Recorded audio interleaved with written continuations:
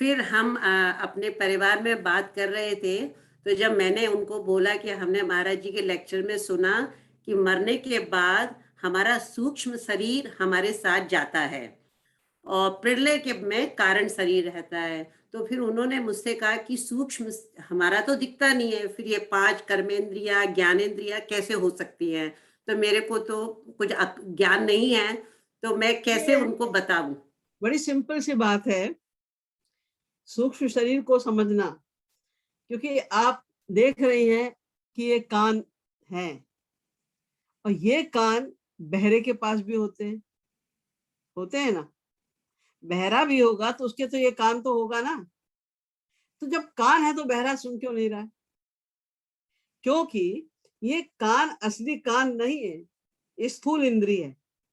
ये कान असली कान नहीं है, इसके अंदर एक और कान है जिसको सूक्ष्म इंद्रिय कहते हैं। उसमें पावर होती है सुनने की।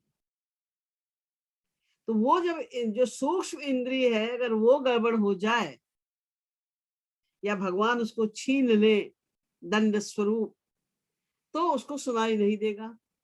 आंख है, बड़ी खूबसूरत है किसी की आंख, वो भिड़ जाता है। आप कहते हैं क्या है, दिखाई नहीं देता, अंधे हो? वो कहता है हाँ मैं अंधा हूं, मुझे दिखाई नहीं देता। तो तुम्हारी आंखें तो इतनी खूबसूरत है, इतनी बड़ी बड़ी। तो ये आंख जी तो आंख का घर है, ये आंख नहीं है। इसके अंदर एक और सूक्ष्म आंख होती है, वो देखती है, वो नहीं है मेरे पास। यश्रोत्रेण न शृणोति येन श्रोति मृतग्वं श्रुतं तदेव ब्रह्म त्वं विद्धि नेदमेदमुपासते। यच्चक्षुषा न पश्यति येन चक्षुर्वंशि पश्यति तदेव ब्रह्म त्वं विद्धि नेदमेदमुपासते। यन्मनसा न मनुते येन राहुर्मनसं तदेव ब्रह्म त्वं विद्धि नेदमेदमुपासते। ये वेदों में लिखा हुआ स्पष्टता। इसको आंख मत समझो, इसको कान मत समझो, ये तो केवल उनके घर हैं, सूक्ष्म इंद्रिय होती है।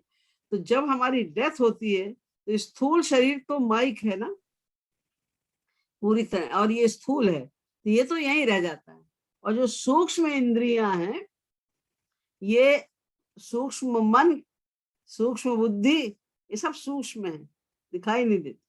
इनका कोई स्थूल रूप नहीं है, पंचमहाभूत के नहीं है। तो ये है भौतिक, ये माइक है ये। तो ये सब आत्मा के साथ जुड़े रहते। जब तक हमें भगवत प्राप्ति नहीं हो जाएगी, तब तक ये सूक्ष्म इंद्रियां, ये सूक्ष्म मन और सूक्ष्म बुद्धि, ये सब आत्मा के साथ अध्यस्त रहेंगे।